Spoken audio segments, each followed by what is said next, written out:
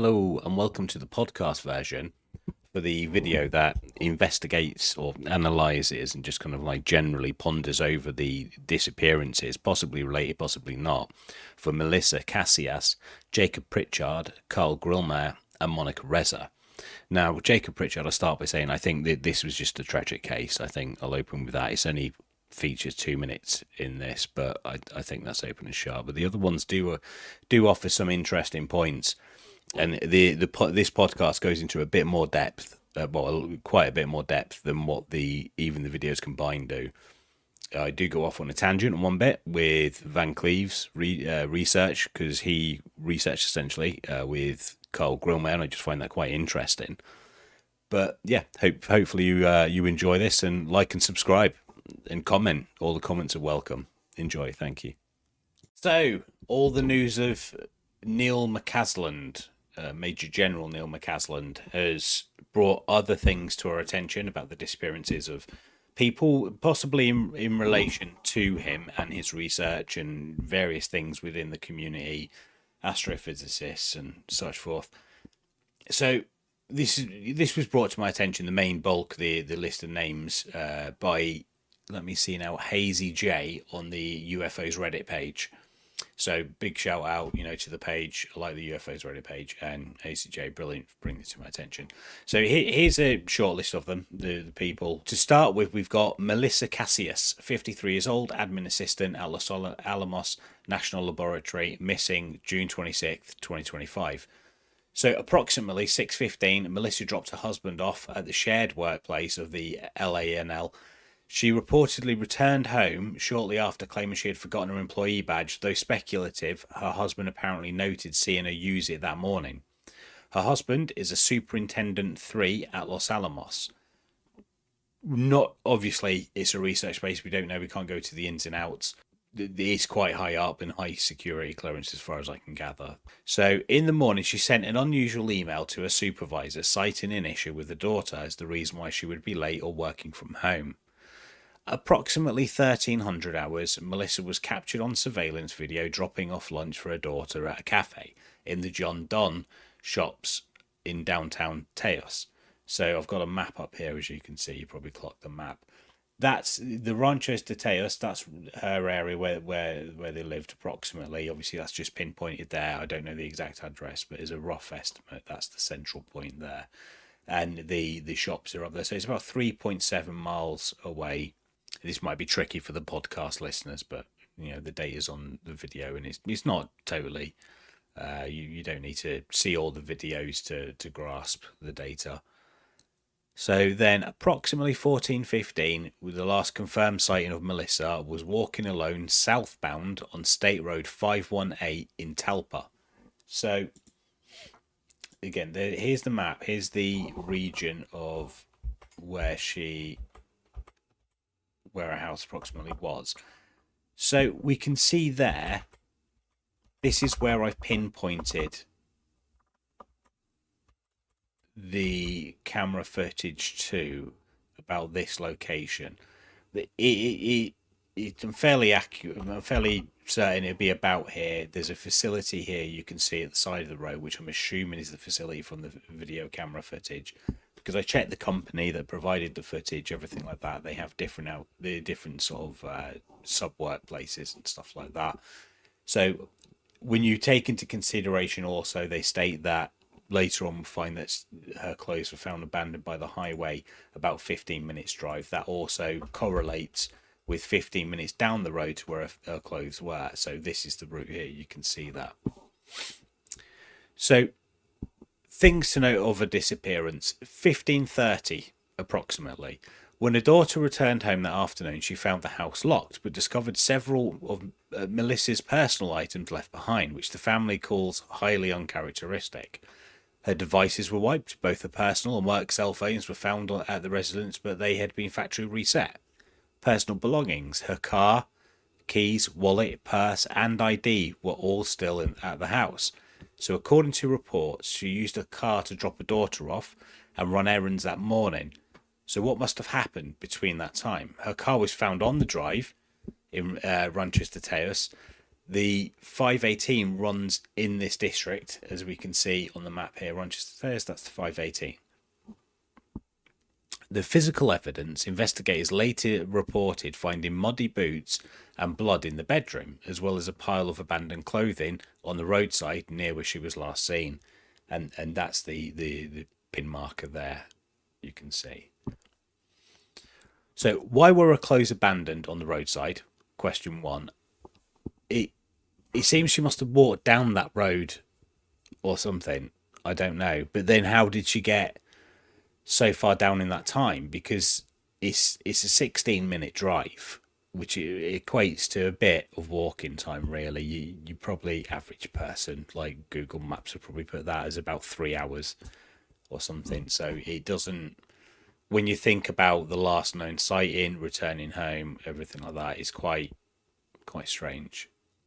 So the missing supply. Sierra believes her mother may have taken a backpack, toothbrush, and a hair iron, as these specific items appear to be missing from the house. Another thing to note, Melissa's signature. The woman who found the clothes noted that the jeans were clinched with a hair tie, a habit Melissa had recently adopted after losing weight. And that's quite a rare habit. Like, I've never heard of that before. So I think that's, for me personally, if that is the case, that's quite unique. And it could be a message being sent to say, look, here are these. But then again, also, that would be some sort of voluntary thing, abandoning those clothes there, which is, again, strange. I don't quite grasp that, the actual reasoning beyond that. The police stance. Despite the family's observation about the hair tie, investigators initially stated the found items did not match the description of what Melissa was last seen wearing, a turquoise shirt and a maroon jacket, and reportedly chose not to test them at the time, which is insane. Again, that is a quite unique signifier, that the hairband around the clothes, everything like that. Why they didn't do this, that, for me, that's very questionable. Also to note, Melissa was a well-known hunter and competitive archer. Also, she was a certified hunting guide with the New Mexico Department of Game and Fish. So very outdoorsy. Knew her way in this sort of neck of the woods. Very outdoorsy person. A hell of a lot more so than me. So they were married for 20 years, and I'd imagine it would be centered around their work in the lab, which is quite interesting, as people with quite restricted jobs seem to pair together as they can discuss their work outside of work, because they've each got security clearances. You know, we discuss things with people we're with, and if you've both got that security clearance, you're more open to discuss things that are probably maybe beyond their scope, maybe not, but that's purely hypothetical. These have worked there for years, essentially, and the superintendent roles require good qualifications. And if he has some level of security clearance, it would make it more likely that she would have. He's that's kind of how it works. When you do these security clearance, they're looking to all your family, everything. So if your partner has already that security clearance, then you're more likely, the process is more smoother, essentially. Don't forget the most secretive agencies and projects and everything like that. These still need administrators. Someone has to enter the data in the background, do all that kind of thing. So, you know, just because a job title is as an administrator, it doesn't detract from the potential level of security, because, as I say, all this data that gets inputted, all the rest of it in these high security clearance sort of projects, someone has to enter that data in, and someone has to be an administrator behind that. Now let's flip this around. The family were under a lot of stress with bills, defaults, and breach of conduct charges. They were due a payment from a car accident previously, and this fell through as someone else claimed the money. It was noted by the family that she was under a lot of stress, and the family seemed to imply her leaving was voluntary and possibly related to this, or these financial pressures. And again, this is mainly hypothetical from what I've heard. It's just, I suppose it's just hearsay, but obviously there probably is some element of truth behind this if this has been brought to the attention, brought forward. Perhaps she wasn't in the right mind, and hence the blood, the distracted mindset, an accident, and then a disappearance, maybe, People under a lot of stress do these kind of things. The reports of the boots and blood are secondary tellings also, so no recorded proof, although I don't think it should be totally neglected. As there was some kind of, if there was some kind of cover up, this is the sort of information that would be covered up. So whilst there's no current reports or anything, like actual reports from the police departments, you've got to think about this on two sides of a coin. If this is genuine, maybe there's not reports. If there was some sort of cover up or something involved with this is kind of the information that would be removed. So whilst it's not on there, I don't think it can also, and that hearsay sort of element of these cases, I don't think that can be totally removed from the equation, because you've got to assume that it could potentially have been removed. And it's likely also with the reports of the financial stress and car accident payments are also secondary. So it makes it kind of tricky overall. There are clear factual abnormalities, such as the reset phones, the left a wallet and keys. Apparently there's a reported blue Dodge that was seen driving erratically around the time of a disappearance as well. Can't discount it totally, but overall, if you spiraled into some sort of deep depression, this is pretty much the behaviour you would expect of just running off or anything or something like that. If you're kind of escaping, going off grid, away from everyone, suddenly out of character, that does kind of fit with that traditional sort of spiral of a depression. It could be a normal disappearance, but it could also have been made to look this way as well. So I don't think you can rule either side out just yet.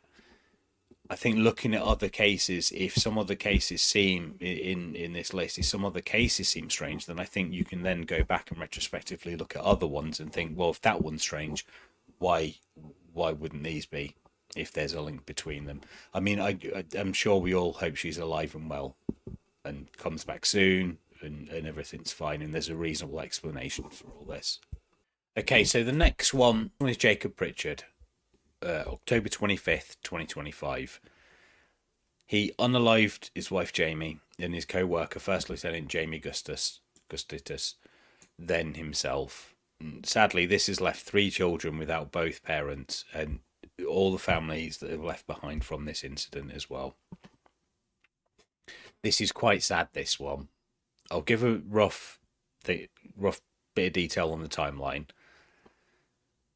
24th of October, early 25th of October, police believe Jacob unalived his wife, Jamie, at the home in Huber Heights.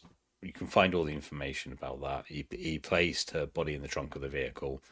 Approximately 2 a.m., Jacob drove to a condo in Sugar Creek Township belonging to First Lieutenant Jamie Gustitus. Emergency calls even captured a neighbour reporting a man with a gun pounding on Gustitus' door. Jacob broke in and fired this and unalived her. 4:22 a.m. Jacob arrived at the West Milton Municipal Building parking lot, and here I've got a map. You can see the orange dot is their home, the yellow dot is the condo of First Lieutenant, and the pink dot is the West Milton Municipal parking lot. 4:30 a.m. On exterior security cameras, Jacob was seen getting out of the car and opening the trunk. He then unalived himself with a self-inflicted bullet. Investigators believe he intentionally left the trunk open so authorities would find Jamie's body. Look, I get the Wright Patterson mysteries, and he's under a lot of scrutiny, within the community, and essentially rightfully so. There's a lot of strange stuff that goes on there. But it's quite clear cut you've got video footage, body cam footage from the police. You've got audio recordings, neighbours' eyewitnesses. The ladder was up against the condo of how he tried to get in, everything like that. I think there was even bullet casings and impacts on the condo as well. This is a tragedy. This story, and I think pursuing something like this is not fair on the 3 children that's left behind and anyone involved in this. Everyone that was involved, everyone that's unalived and all the families that are recovering from an incident like this is quite clear cut. And I think we need to exercise a little bit of caution and remember that when we put stuff out there, these are people's lives. The people are left behind have to deal with this kind of thing. And I just think that this is so clear cut on this one. I think this is just something we're just gonna have to, as the kind of Wright Patterson mystery sort of community within the UFOs, and we need to just leave this one. I think it's out of respect a little bit. I think it is fairly clear cut, unless someone knows otherwise. But I think generally, it's just a tragedy. Okay, so the next one, Carl Grillmair, February 16th, 2026. Quick bio. He was a prominent Canadian-born astrophysicist and research scientist at the California Institute of Technology, Caltech, known for his groundbreaking work in the mapping of the Milky Way and studying distant planets. He spent over 30 years at Caltech's Infrared Processing and Analysis Center, IPAC, where his research significantly advanced our understanding of galactic structures. He was basically on a scholarship for his whole postgraduate studies and was incredibly smart. You can see that he literally had scholarships for every proceeding. He was top of his class. He won top student in physics prize in 1981, 1982 and 1983 at the University of Calgary. Province of Alberta Award in 81 and 82, University of Calgary. The BP Canada Scholarship, 81 to 82, University of Calgary. University of Calgary Merit Award, 1980. Cecil M. Brownlee Bursary, 1979, University of Calgary. So his employment was Spitzer Space Center, Associate Research Scientist, 97 until the present. The California Institute of Technology, 96 to 97, Pasadena, California. University of California, Santa Cruz, Visiting Research Fellow, 92 to 95. The Australian National University was a graduate student in Canberra, Australia. The Space Telescope Science Institute, Research Assistant, 85 to 87. And that was in Baltimore, Maryland. Also, University of Victoria, Teaching Assistant, 84 to 85. You can see the credentials that he's got a lot. The University of Victoria, NSERC Undergraduate Fellow, 1983. University of Calgary, NSERC Undergraduate Fellow, 81 to 82. So a lot of credentials, a lot of academic background for Carl. The case summary is thus. December 20th, 2025, Carl Grillmair called deputies to a report of Freddie Snyder trespassing on his property with a rifle. Snyder was arrested at that time. December 23rd, 2025, Snyder was released on his own recognizance despite facing felony charges for a firearm and an attempted jail escape. And that's important as well. February 5th, 2026, a judge dismissed the prior charges against Snyder under Penal Code 1385 after he reportedly completed a gun safety course even though he failed to appear for his court hearing. February 16th, 2026, about 6 a.m, deputies responded to an assault with a deadly weapon call at Grillmair's house in Clano. I'm sure that's a Welsh spelling of that, so I think you pronounce it Clano or Cano, maybe. Shortly after, Grillmair was found with a fatal gunshot wound in the torso on his front porch and pronounced unalived. In the same morning, Snyder was arrested nearby following a 911 carjacking call involving a family member's vehicle. February 18th, 2026. Snyder was formally charged with unaliving, carjacking and burglary. March 26, 2026. Scheduled date for Snyder's arraignment in Lancaster. So I might just have a check on the proceedings of that before this goes out because that was yesterday. So the key points in factual evidence. On the shooting site, the incident occurred at Grillmair's remote desert compound. You can see I've kind of pinpointed the area, and it's a remote desert compound. And this seems to be the most prominent desert one that the kind of zip code, the address makes, like pinpoints it about here. Here, he used this for also astronomical observation. I haven't zoomed in enough to see if there's a telescope there. The arrest circumstances. Snyder was linked to the unaliving because he was arrested for carjacking. That occurred in the same immediate area around the same time. The physical evidence of firearm allegation was included in the charges, specifically a personal and intentional discharge of a firearm causing great bodily injury. No motives, no official motive has been established. They don't, as far as everyone's aware, they don't even know each other. They've never met. That's very strange.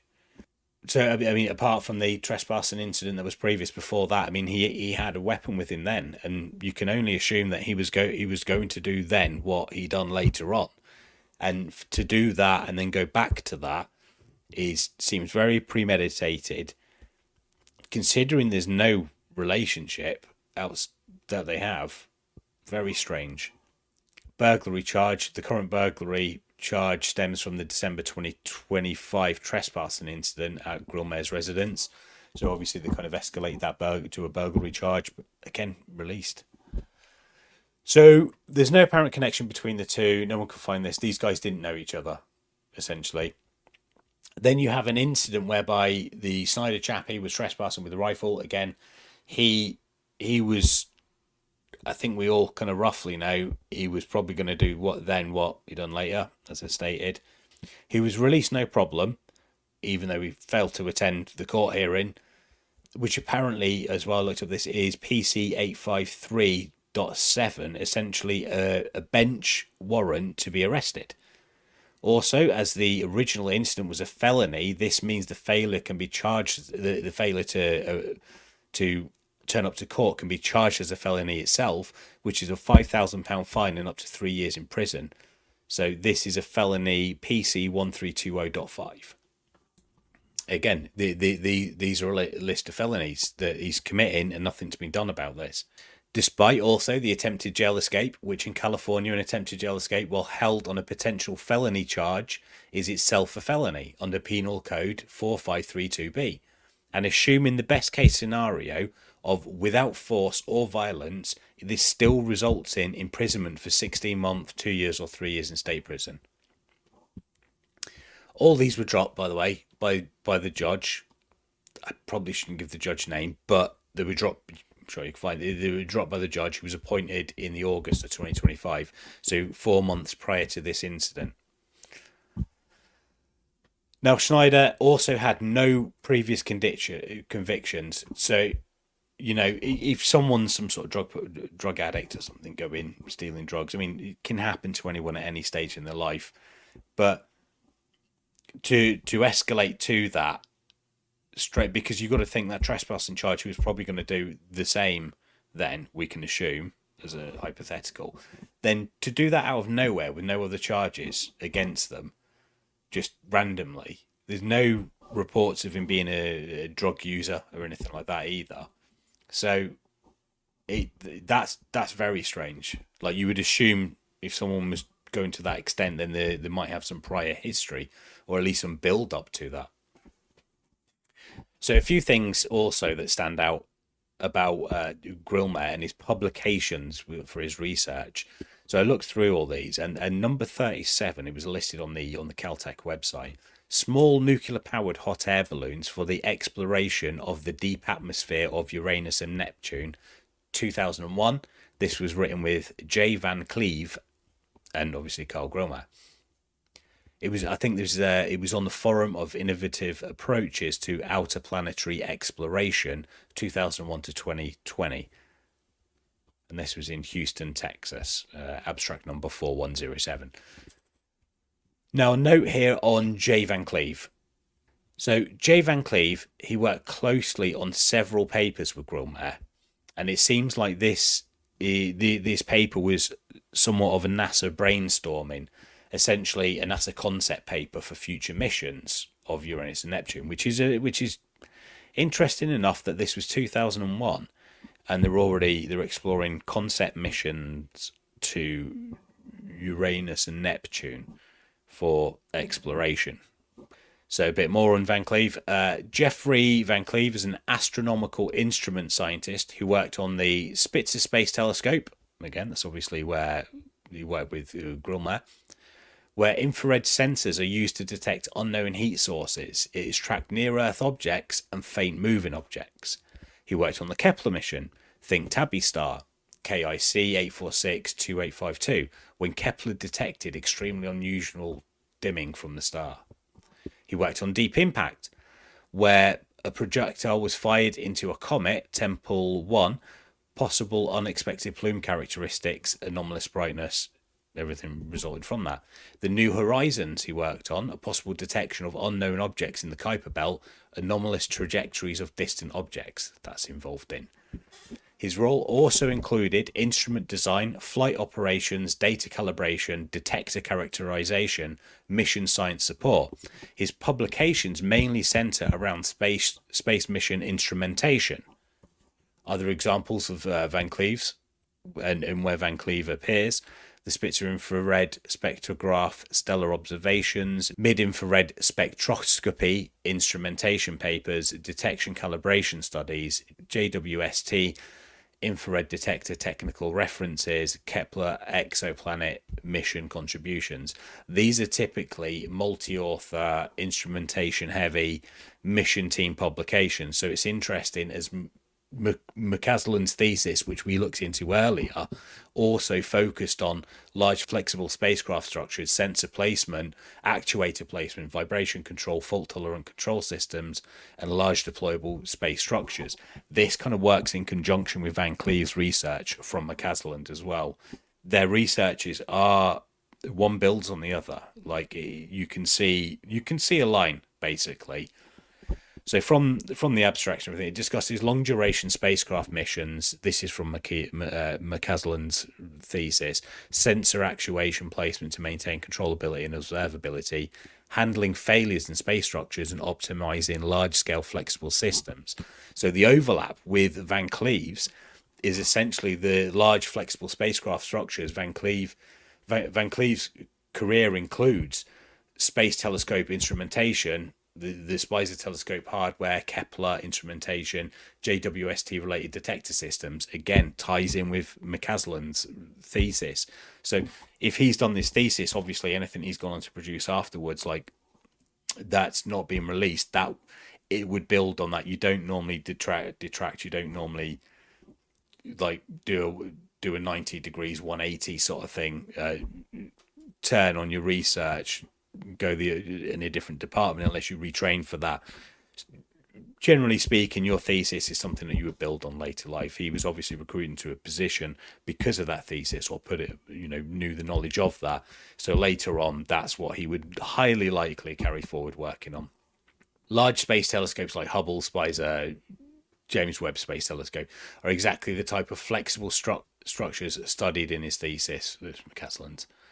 For example, the solar panels flex, the antenna booms vibrate, the telescope structures deform slightly, thermal changes cause structural movement. All of these require sensors, actuators, control systems, which is exactly, again, what his thesis studies. Further to this, McCasland's thesis focuses on structural dynamics, fault-tolerant control, and again, sensor and actuator placement. These are critical for the deployable telescopes, large orbital platforms, and precision pointing systems, which directly affects space telescope imaging, infrared detector performance, long baseline structures. All areas of Van Cleve's missions rely on these kind of overlap, these areas. So again, that link between Van Cleve, McCasland. Now Van Cleve, I know Van Cleve, hopefully everything's fine, but he worked in conjunction on this NASA concept mission with Grillmair in 2001. And this is the stuff that's released. I know it's in 2001, it's a long time ago, but this is the stuff that's released. If he's working on stuff behind closed doors, again, has he built on this? Has it gone down that direction? It's just really, more than anything, an interesting overlap observation there. They are adjacent to another. So, with the small nuclear-powered hot air balloons for the exploration of deep atmosphere of Uranus and Neptune, Grillmair and Cleve paper, this overlaps directly with McCasland's thesis that we say about the sensor and actuator placements and fault tolerance systems and such forth for the large flexible structures. It overlaps and literally builds on his thesis as a feasibility study using some of the principles of McCasland's. So it's interesting to note that they assume on this paper by Grillmair and Van Cleve, they assume 1 kilogram of plutonium RTG, aerogel insulation, hydrogen atmosphere buoyancy, autonomous floating probe. This is effectively a self-contained nuclear-powered atmospheric spacecraft. That's closer to probe engineering, spacecraft system design, long-duration autonomous platforms than traditional astronomy, which is what Grillmair was primarily involved in, the traditional side of sort of astronomy. Also to note, McCasland's thesis includes concepts of large-scale autonomous space systems, long-duration missions, and structural thermal optimization. This conceptually and philosophically is what Grillmair and Cleve's paper is doing 12 years after McCasland's thesis. So I suppose you can ask the question: why are they looking to send non-publicly available probes to Uranus and Neptune? You know, overall, this is very strange. Not much is the whole case is strange. Not much is known about Snyder. You can see these overlaps with McCasland's research, with especially in this paper with Cleve and Grillmair, albeit it was a while ago. This is one that's public. A lot of papers that are of interest to the government that build on things they do in the background and are not released to the public. So this is the catch. It's trying to find some public papers to see if there's little cookie trails that kind of lead in a general direction of something, and trying to figure that out. So whilst Grillmair isn't directly involved in the Wright-Patterson and, like, you know, the whole UFO phenomena, I'd say he's kind of parallel to it. He's not off by a million miles. He's definitely parallel to the subject, including when you look at the old paper, the research ties in with McCasland's, and later on what's been going on behind closed doors in relation to this. Also, it's a particularly strange case because unalivals committed by someone with no previous arrests only account for 25% of all cases. Then carried out on someone they don't know is another 25%, which are also premeditated, as we can assume from the previous data, 35%. Roughly is an overall figure. This type of unalival accounts for about 2 to 5% of all deliberate unalivals, which is rare. Add in this, it was carried out on an over 60-year-old, because that's statistically that's relevant. It was over 60-year-old male at its home residence, and then it becomes 0.2 to 1% of all unalivals. This isn't including the socioeconomic status of Carl Grillmair. This again, important factor in these things statistically.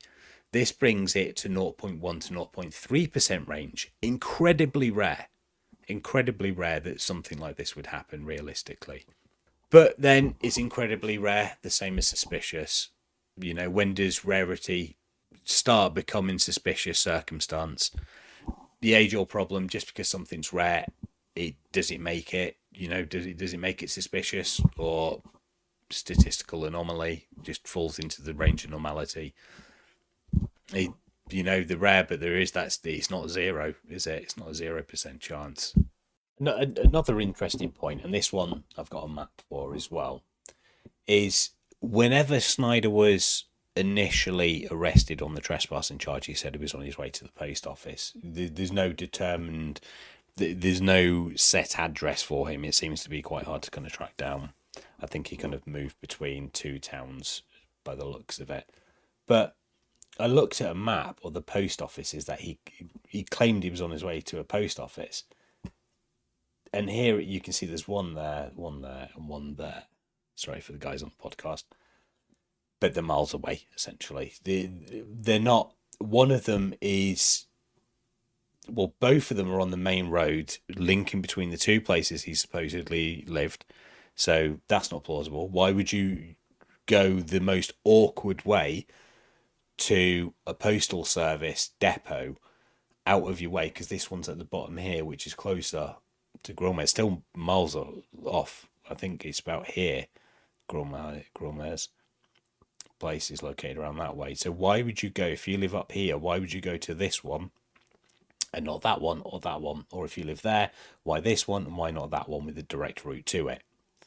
So that just doesn't stack up. And I think that should have, surely something like that would have raised some questions at the time, that he said that he was travelling there, and just looking on a map of where the post office, literally you can Google that, and it didn't raise any eyebrows, thinking, well, hang on, why are you saying you're going here?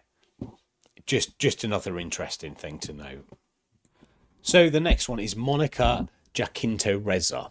The name's a bit tricky because her publishing name is generally identified as being different to her academic name is different to the name recorded, but they are the same people. It's a given they are the same people. So Monica was missing whilst hiking with two experienced companions on the Mount Waterman ridgeline in the Angeles National Forest. So here's the case. The trio, the group of them, carpooled to the trailhead with the intention of hiking to Mount Waterman via the Upper West Ridge Trail. Early in the hike, one of the three companions decided not to continue to the summit and return to the car alone. The remaining companion this focuses on now, Monica, continued toward the ridge with the third hiker, the remaining companion from the group. This individual, sometimes referred as Subject A in investigative reports, is the last person to have seen her. The final moment, the remaining companion reported that Monica was jogging approximately 30 feet behind him. She smiled and waved, but when he turned around about a few minutes later, she had vanished. Now, this final companion was a yogi who frequently led clients on hikes in this area. So he knows this area well, frequently led clients in this area. He knows you walk somewhere every day, like the back of your hand. Along with this, she hiked the Angeles National Forest every week. So not only did she know the area, this was a routine for her, which I think is an interesting point. It's that thing about you hiking it every week, that's something that's tied into your routine, that's, shall we say, trackable. In fact, her companion said the trip was planned semi-regular group activity. So obviously she goes there every week. They meet up every so often as a group activity to do this. The Mount Waterman ridgeline was a route she knew well. Search volunteers noted that as an experienced hiker who was born and raised in Los Angeles, she would have been highly capable of orienteering by herself by the sun, using the sun landmarks. So on the day of her disappearance, she was appropriately dressed for the trek, wearing a long sleeve red shirt and green hiking pants. So here's a breakdown timeline. 22nd of June 2025, 9:10 a.m. Last seen at the 6,000 foot gate, which I have a picture of. So it's approximately here. Here's the general trek. I think seems to be this one, and as you can see, there's a main road going by it as well, and there's a trek. So it is a highway. I was surprised about this. I thought it was totally remote, but there is some footfall that would go through there, and like cars that can go past, which is just quite interesting. So the 6,000 foot gate on Angeles Crest Highway waved to her companion on the Waterman ridgeline and vanished within minutes. 23rd of June 2025, search teams find her beanie in a ravine. 26th of June 2025, a memorial page was created for her on Find a Grave, claiming she had a green burial, despite the search being active and no body found. 29th of June 2025, official active search operations conclude. The case is handed to the Homicide Bureau Missing Persons Unit. 27th of February 2026 is when General William Neil McCasland disappeared, who oversaw the funding for her Mundalo research. Now, Monica worked at Rocketdyne pre-2011, after which she worked at the Air Force Research Laboratory under McCasland. Now, whilst at Rocketdyne, is when she took out patents for the following burn resistant and high tensile strength metal alloys in 2003, 2004, and 2010. Looking at a most recent, Monica patents an alloy with different compositions. One of such is composed of 71.5% nickel, 16.5% cobalt, 8% chromium, and 1.5% aluminium. No, he said aluminum. 2.5% titanium, because it is aluminium, not aluminum. Touchy subject, but performance. This is 170 ksi strength with 10,000 psi burn resistance. This is ideal for oxygen-rich rocket engines. Think SpaceX, that kind of thing. Now, I do recall some information about 3i Atlas being very nickel-rich. The emissions from that, and very lacking in iron, which kind of similar to this. Was that some sort of alloy? Did they get some idea from? I mean, obviously this was before 3i Atlas, but it goes to that concept of some sort of a UFO or spacecraft, some optimal design for the elements, for the materials it's made out of, which I've touched on videos previously. With all these UFOs and this apparent instantaneous acceleration, these extreme velocities and changing directions, I always say, what are these made out of to withstand such things? All these engine components, all the craft is going to be exposed to extreme heat. You know, it's going to have so many forces acting on it. It needs to be pretty rigid. Well, not so much rigid. Maybe flexibility is actually more optimal, but it's going to be made out of something more than what we currently understand to withstand those kind of forces, that heat. But another thing as well, so these alloys, I pointed before on when I done the New Jersey drone orb thing, the object there, and it had this corona around it, this purple corona, and I stated in the video that, look, you know, if it's Booker effect, it would only probably affect about 5 pixels, but this was 19, so it almost looked a bit like some ionization of a metal around an object. So it must have been within our atmosphere and exposed to some sort of ionization. You could get that ionization from this alloy, a nickel rich alloy. That purple glow, the ionization of the nickel reacting with the nitrogen in the atmosphere, could cause that with this alloy. And again, you know, is some of this information from spacecraft, or like optimal amounts, or perhaps it was just coincidence, or, you know, we always do constantly develop different alloys. There's nothing unique about releasing a bit of research on a new alloy. That's fine. You know, it's specifically tied to these research programs, which is quite interesting. And it is just pondering. It is just looking at different links, thinking, oh, well, you know, 3i Atlas had high nickel content that was low in iron, and, you know, this orb created corona around it, which could be ionized gas from the nitrogen reaction with an alloy, could be a nickel alloy perhaps. And these are just ponderings, really. So after this, Monica worked under McCasland at the Air Force Research Laboratory. Now, this is telling. She specialised in these types of alloy. Okay, and we've seen the publications from Van Cleve. We've previously have looked at the thesis by McCasland, and all of these combined together, and you look at a bigger picture of all of this, and it's fairly certain, high degree of certainty, that these are all about manufacturing spacecraft. These kind of all point to that, about manufacturing spacecraft. And I'll touch on this later in this episode with in conjunction with NASA. But we'll continue with this. So by implication, we can conclude that McCasland's research in his position had some element of spacecraft manufacture. Judging from his thesis, which is why he was selected for such research, and Monica's, they were obviously constructing or deconstructing spacecraft as well. That's another important aspect. Just because these all conclude to an aspect, to a direction of these are building some sort of spacecraft, Well, what says they're not deconstructing and reverse engineering some sort of spacecraft? After her time here, she went back, continued to work with Rocketdyne, and then in 2025, just before her disappearance, she went on to the Jet Propulsion Laboratory at NASA. So, highly classified work. She then went on to a public body, say that in parentheses, into research. The reason I bring this up is it begs the question of how transparent NASA is. The previous mentions of them are tied in with military and government. There's no end of things that we've seen. McCasland's research, he was under the supervision of an ex-NASA employee, quite high up. Are they really reliably public?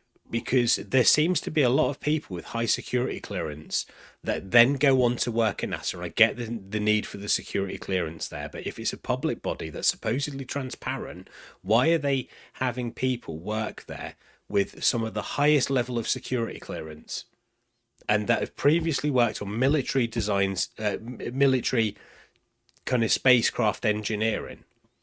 Let's face it, if high up military officials and people who have worked very closely with some of the most secret tech are going on to then work for this public body with with a supposed transparency, why would any sane person think that this is actually, they're transparent about everything that comes out? So there's serious questions about the trustworthiness and reliability of anything released by NASA, because I don't see why a company would have all these people with such security clearance, the government officials working within this public body as well, because that's another thing I found.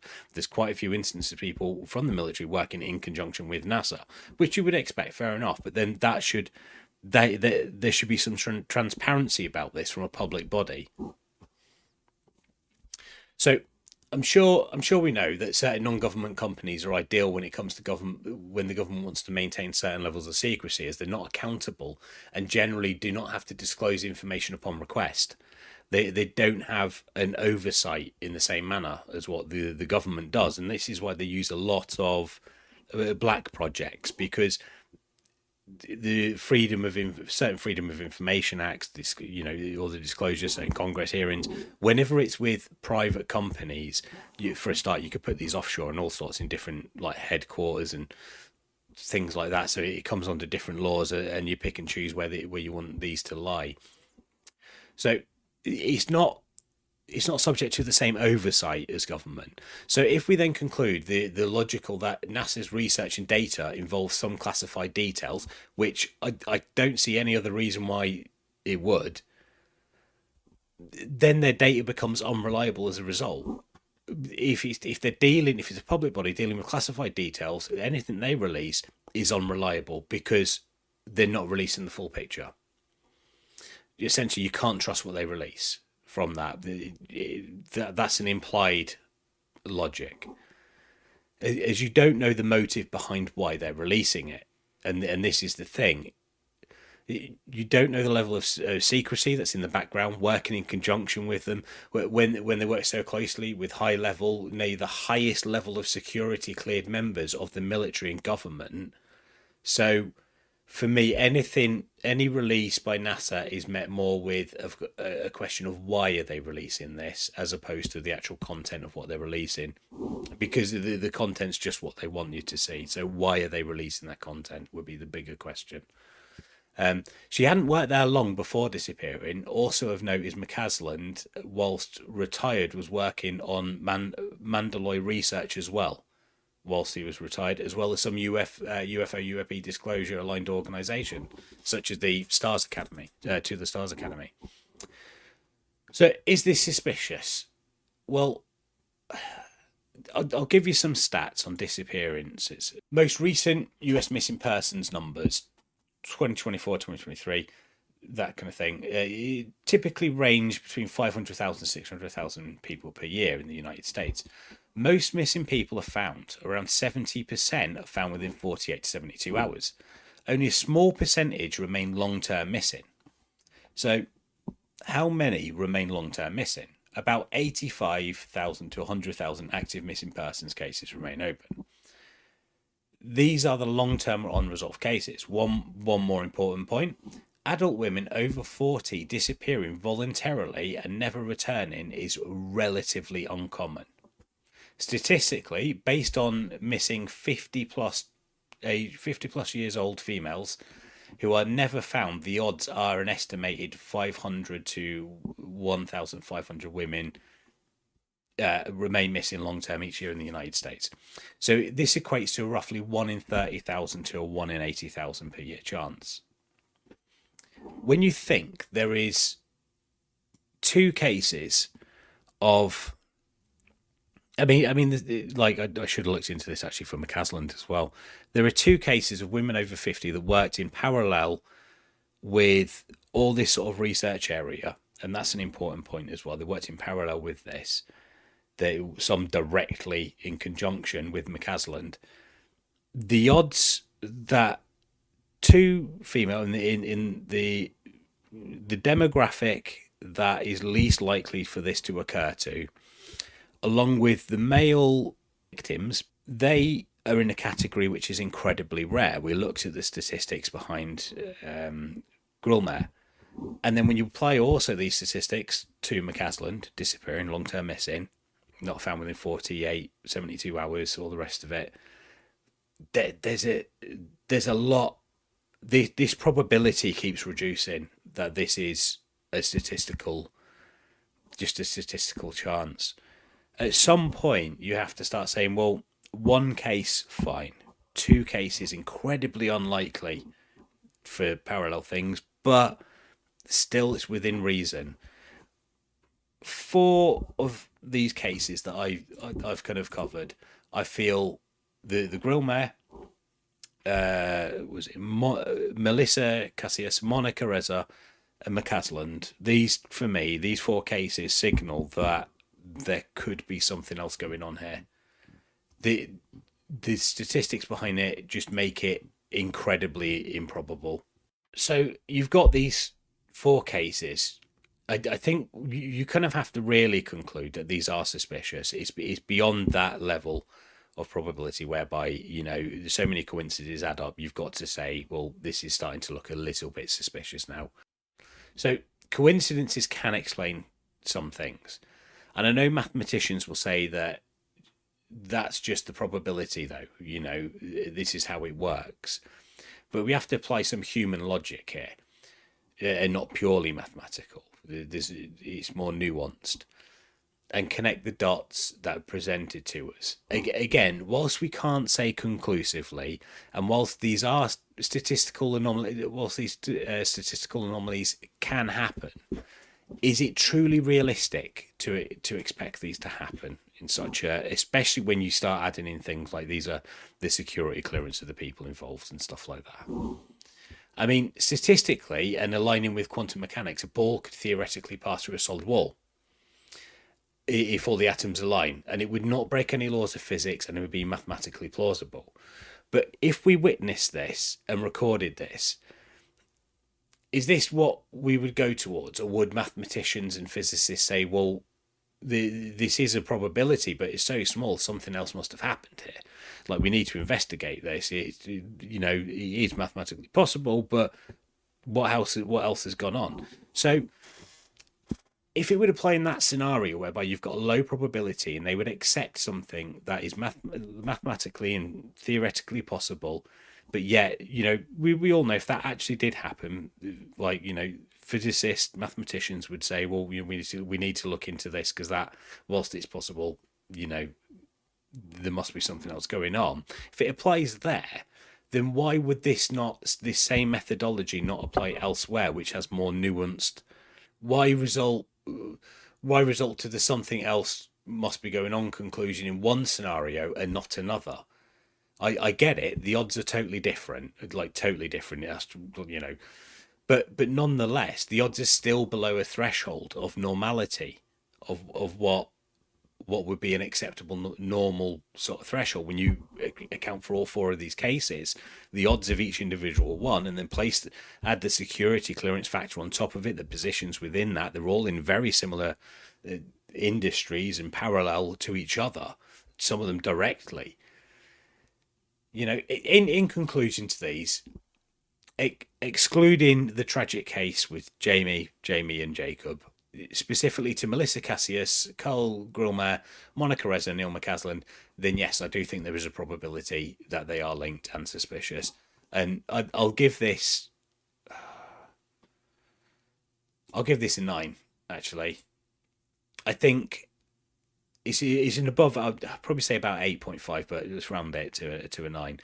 I think whilst it's above average plausibility, but due to the nature of such things, that perhaps this plays straight into a perpetrator's trap when they set these up, that it's within the range of plausibleness that this could happen.